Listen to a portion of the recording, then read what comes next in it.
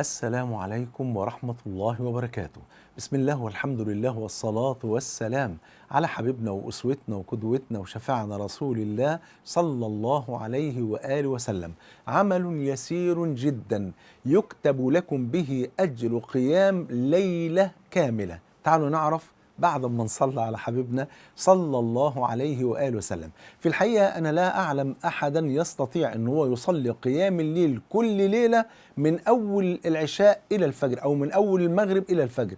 مفيش حد في الدنيا يقدر يصلي طول الليل في كل ليلة، ما حدش يقدر يعمل كده. لكن هناك عمل يسير جدا لو عملناه فسوف يكتب لنا أجر قيام ليلة كاملة من المغرب إلى الفجر أو من العشاء إلى الفجر.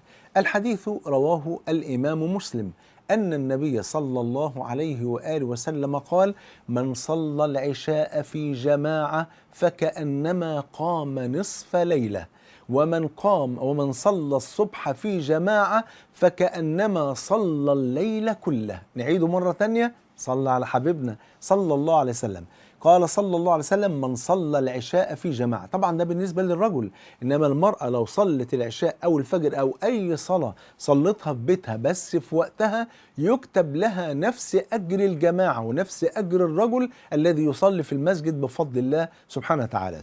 من صلى العشاء في جماعة فكأنما قام نصف ليلة، ومن صلى الصبح في جماعة فكأنما صلى الليل كله. طبعا ده مش معناه بقى يا حبايبي، عشان برضو نفهم الموضوع صح، ده مش معناه ان خلاص اصلي العشاء في جماعه والفجر في جماعه واترك قيام الليل. لا، لان احنا اللي محتاجين، ربنا مش محتاج لنا. قال جل وعلا كما في الحديث القدسي الذي رواه مسلم: قال يا عبادي لو ان اولكم واخركم وانسكم وجنكم كانوا على اتقى قلب رجل واحد منكم ما زاد ذلك في ملك شيئا، ولو أن أولكم وآخركم وإنسكم وجنكم كانوا على أفجر قلب رجل واحد منكم ما نقص ذلك من ملك شيئا. واضح كده؟ فاحنا اللي محتاجين نصلي قيام الليل، لأن ده أعظم وقت، كما قال صلى الله عليه وسلم كما عند الترمذي بسند صحيح: قال: أقرب ما يكون الرب من العبد في جوف الليل الأخير. وقال صلى الله عليه وسلم: أقرب ما يكون العبد من ربه وهو ساجد فأكثروا من الدعاء. والحديث رواه مسلم.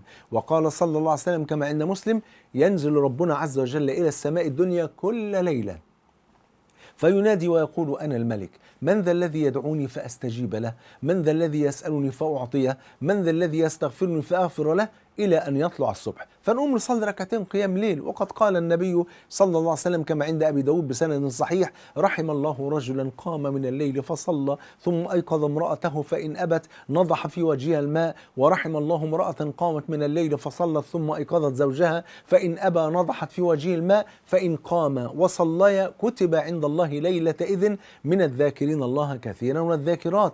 وقال صلى الله عليه وسلم أن جبريل قال له: واعلم يا محمد أن شرف المؤمن قيامه بالليل وعزه استغناؤه عن الناس. فشرف المؤمن أن يصلي قيام الليل. وقال صلى الله عليه وسلم: عليكم بقيام الليل فإنه دأب الصالحين قبلكم ومنهاة عن الإثم وقربة إلى الله تعالى وتكفير للسيئات ومطردة للداء عن الجسد. الله أكبر.